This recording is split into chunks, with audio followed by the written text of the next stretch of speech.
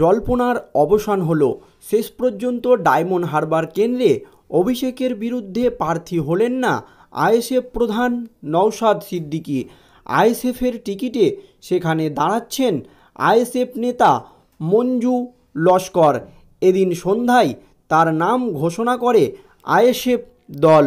আর এরপরই রাজ্য রাজনীতিতে শুরু হয় জোর জল্পনা। তাহলে এবার ডায়মন্ড হারবার কেন্দ্রে অভিষেকের বিরুদ্ধে বিজেপির প্রার্থী কে? এ বিষয়ে কি বললেন বিরোধী দলনেতা শুভেন্দু অধিকারী?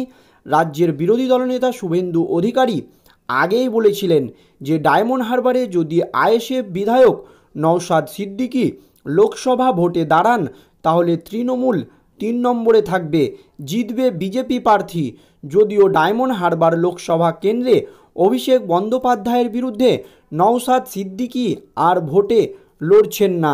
এ বিষয়ে শুভেন্দু অধিকারীর মন্তব্য, ডায়মন্ড হারবার কেন্দ্রে বিজেপির পক্ষ থেকে এখনও প্রার্থী ঘোষণা না হলেও তৃণমূল প্রার্থীকে পরাজিত করার বিষয়ে রীতিমতো হুঙ্কার দিলেন বিরোধী দলনেতা শুভেন্দু অধিকারী। প্রসঙ্গত, এরপরই সংবাদ মাধ্যমের মুখোমুখি হন শুভেন্দু অধিকারী এবং ডায়মন্ড হারবারে বিজেপির প্রার্থীকে এ বিষয়ে তাকে প্রশ্ন করা হলে দুটি নাম তিনি বলেন।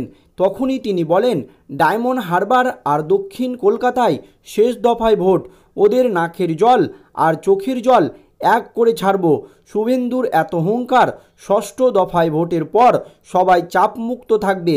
1 লক্ষ বিজেপি কর্মী শুধুমাত্র ডায়মন্ড হারবার আর দক্ষিণ কলকাতার প্রচারের ময়দানে থাকবে।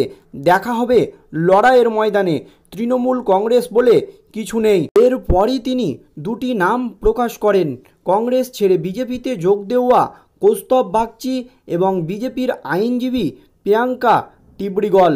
এখন শেষ পর্যন্ত বিরোধী দলনেতা শুভেন্দু অধিকারী চূড়ান্ত প্রার্থী হিসাবে কার নাম ঘোষণা করে সেটাই দেখার বাকি।